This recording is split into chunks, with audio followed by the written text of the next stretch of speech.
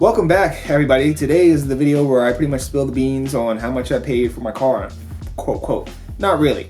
I'm going to try to do my best to give you guys an example of how much you can expect to pay on importing a 90s JDM classic car. So let's get started with the video. Okay, so everybody's been wanting to know how much did I pay for my car. So like I paid like under 10 grand for it. Like it wasn't that much under 10 grand, but you know, it was under 10 grand. But I paid a good price for the car. And I got it on GooNet actually, which is right here. It'll be down in the description actually. I don't feel like making text right here. So just look in the description for it. It'll be called GooNet. So go there. Now it's in Japanese, unfortunately.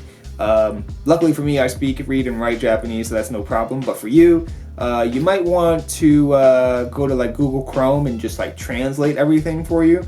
I have to do that half the time when I'm looking at Japanese websites anyway. But that'll help you a lot on pretty much navigating the website. And it's pretty much like a auto trader for the US. So all the used car dealers have all their cars listed, and you can pretty much buy whatever you want on there as long as you type it in, like 1996 Integra. That's what I typed in, and I found my car that way. So that's how you do it. Let's just give you an example of how much I paid. I'm not going to give you 100% pricing on everything. I'm going to skew the numbers a little bit because I don't want to, you know, just give out how much Garage Defend charges for everything, and then other companies would just pretty much tweak that, and it'll just screw everything up if I just spill the beans completely on Garage Defend. You got to understand where I'm coming from because this won't be my last car from Garage Defend, and you get where I'm going. Okay, 10 grand for the car. Let's set that aside.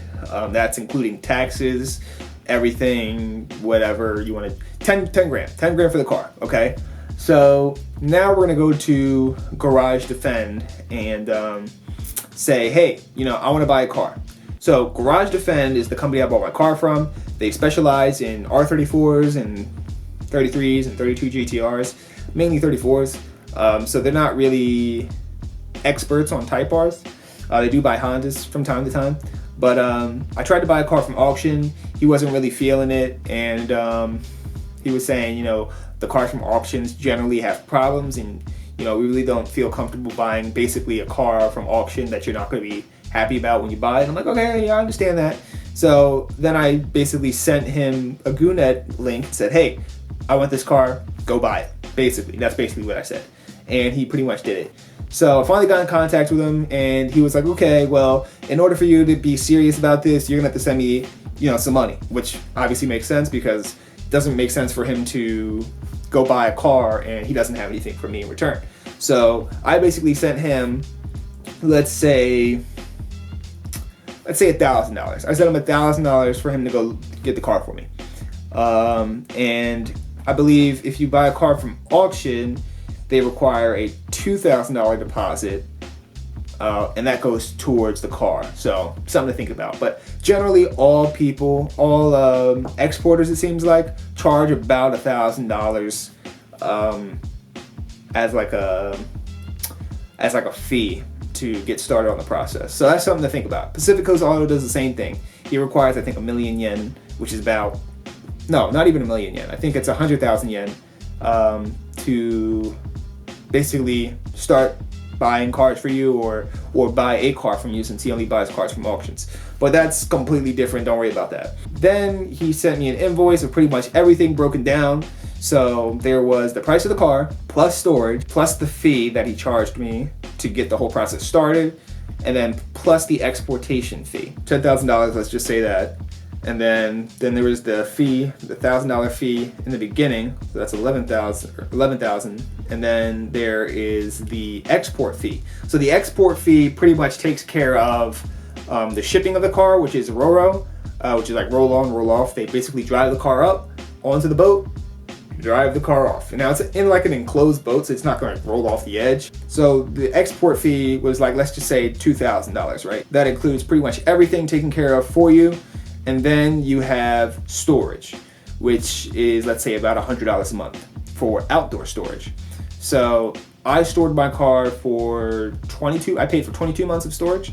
So 22 months of storage is, I suck at math, by the way, if you hadn't realized. I should have done that in my head, which is $2,200. Let's just say approximately, right? plus the amount that we already had, which was about $13,000. So at the end of everything, if you buy a car that costs 10 grand and you want to store it for almost 2 years, it's going to cost you about, oh wow, you can't even read that. It's going to cost you about 15 grand, approximately, give or take. These are rough estimates. Depending on how long you want to store your car for, it's going to be about 4 to 5 grand after everything's said and done and exported. Now, I haven't got to the importation stage yet, but I've heard from DOSTON that it's about $1,000. So roughly, storing your cars for 2 years, if you store your car for 2 years, plus, you know, exportation and importation, it's going to cost you about $5,000 to $6,000 on top of whatever the car cost you. Now is the time to buy the car. If you actually are serious, buy the car now. If you can't get in contact with Garage Defend, contact me. I will contact them. When you're ready, you can send me the money and then I will send them the money. That simple, because I know how hard it is to get in contact with companies, and it's always a struggle having to know, you know, whether or not they're going to respond to you or not, and then you miss out on a deal. So just contact me. I don't work for them or anything, you know, even though I would love to, but I would just like to make the process a lot easier for you than to just have you just sit there and struggle to get in contact with them. If you want to contact me about that, I'll put my email down below. You guys contact me by email and just say like Garage Defend something, blah blah blah. Just make sure Garage Defend is in the subject. That way I know what we're talking about. Because when I look at my email, if it's not something relevant, I just push it away and I probably just delete it. But yeah, please just buy. If you're serious, buy the cars now. EG6s, you guys all know EG6s, right? Go on GoNet right now. Let me know how much EG6s are costing right now. They're like, I want to say like 13 grand for EG6, about 1.3 million yen for EG6. Would you spend 13 grand on an EG6? Because I wouldn't. I don't like EG6s that much. They're cool cars, but not 13 grand cool. How is an EG6 more than a Type R? Think about that. So there's a reason why people buy cars way before, store them. That way the prices increase. There's a reason why everybody does it. I realized that a few months ago. And I was like, you know what? I'm going to buy a Type R and store it. So that's all I got to say about that. So that's the end of the video. 15-minute video again. I'm going to have a lot of editing to do. So yeah. Hope you guys enjoyed this video. And I'll see you in the next one.